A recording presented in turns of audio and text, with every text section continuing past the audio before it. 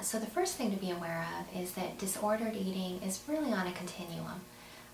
Many people struggle with some degree of disordered eating, and honestly, it's sort of part of living in our society where there is so much pressure to be thin and look a certain way, not only for women but really for men too.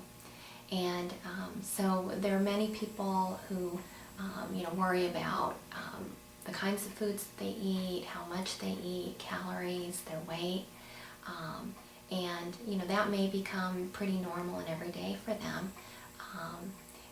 When we're talking about an eating disorder, often when we're talking about more extreme behaviors that are pervasive, that are having an impact on a person's life. And it can range from an individual who restricts what they eat or restricts the types of foods that they eat, to someone who kind of struggles with overeating.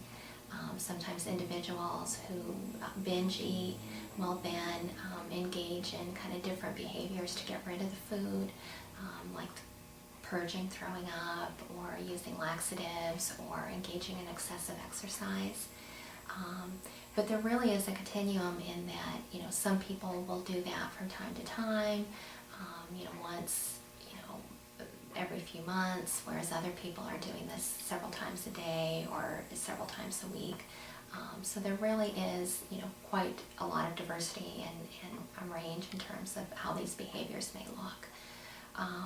Obviously, when a person is engaging in these types of behaviors on a more frequent basis, there are more risk in terms of, potential health risk.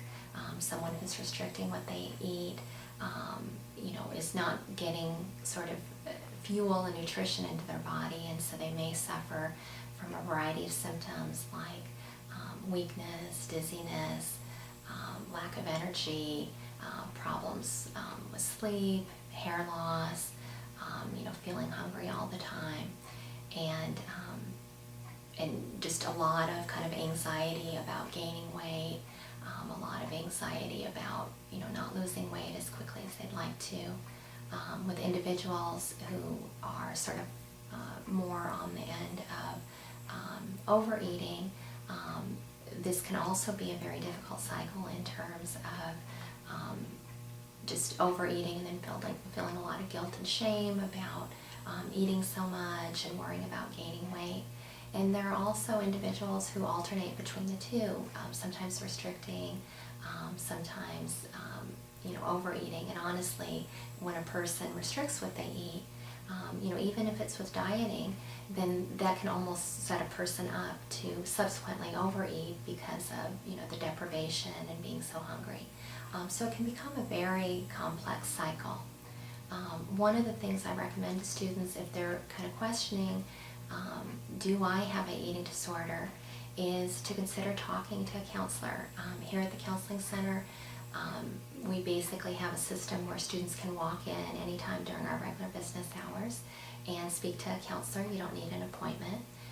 We also have some anonymous online screenings on our website, so just go to counseling.tamucc.edu, and on the front page is an icon that says Test Your Mood, and if you click on that, it will take you to a link that includes a screening for eating disorders, and then you can take that screening and then get some feedback about whether your symptoms are in fact indicative of an eating disorder, and some suggestions about seeking help. So that would be one thing I would recommend. The NEDA website, National Eating Disorders Association website, which is www.nationaleatingdisordersassociation.com, is also a wonderful website with lots of resources. It has a helpline people can call for information and referrals. It has information about helping a friend, and so that's also an excellent resource. In terms of helping a friend or who may have an eating disorder, important to be aware of some of the signs that may indicate problems with eating.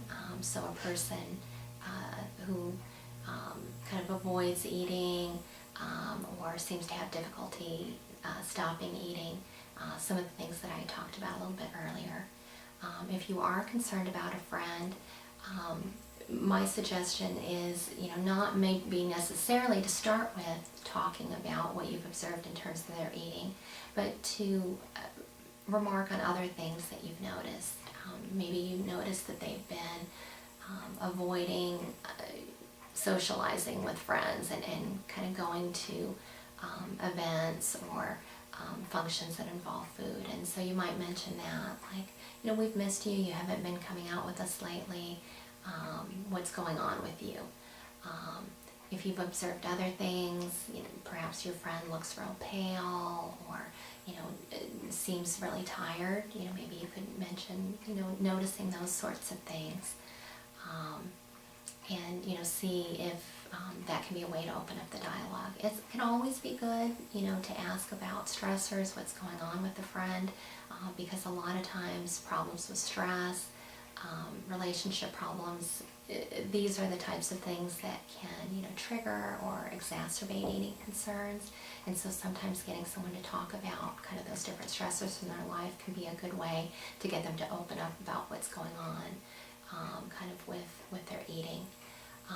If your friend is not so forthcoming about that, at some point though, probably important to kind of more directly kind of talk about what you've observed and the concerns. And so to mention, it really worries me that, when we go out to eat that, you don't order anything or you just order a salad. And so just kind of make the observation and then give your friend an opportunity to, respond.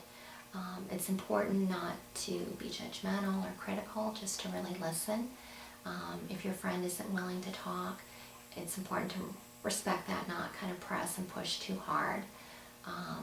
If, however, you're concerned that your friend's, eating concerns may be pretty severe and they're not willing to talk to you about that, then it may be important to talk to someone else who is in a position to help them, like a parent or an RA, or even making an eye care report. And so to consider those things, if you're concerned about your friend.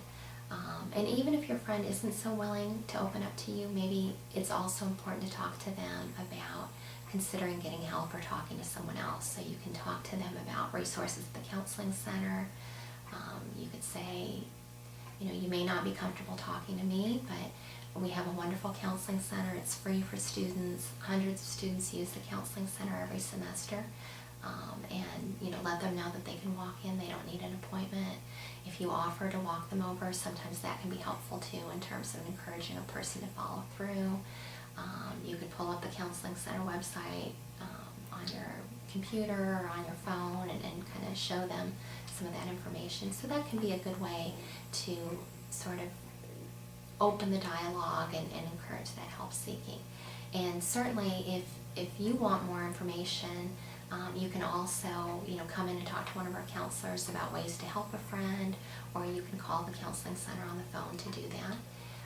And again, our website is counseling.tamucc.edu, and our phone number is 361-825-2703.